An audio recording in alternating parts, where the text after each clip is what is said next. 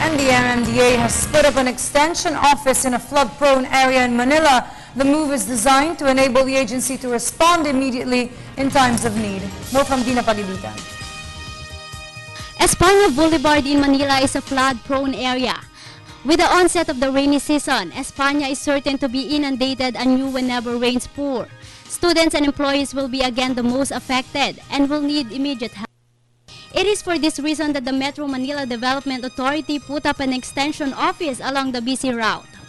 Ang pakay talaga nito para sa quick response, pag may mabigat na pag-ulan, baha, traffic, so nandito kami. So yung mga nandito opisina, ito yung more sa operations, traffic, flood control, rescue, nandito lahat yan, pati ako. So 24/7 ito. Meanwhile, the MMDA Extension Office has started to monitor the situation of roads in other parts of Metro Manila and assured that MMDA personnel are ready to go on rescue operations if necessary.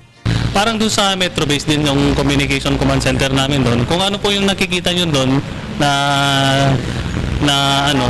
ganoon din po yung nakikita nyo rito. Flood control operations like cleaning of creeks continue.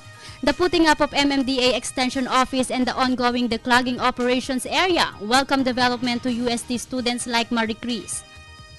Kasi one time nabaha kami dito so kailangan talaga lumusob kami. Tapos sobrang traffic, so hassle umuwi, gano'n.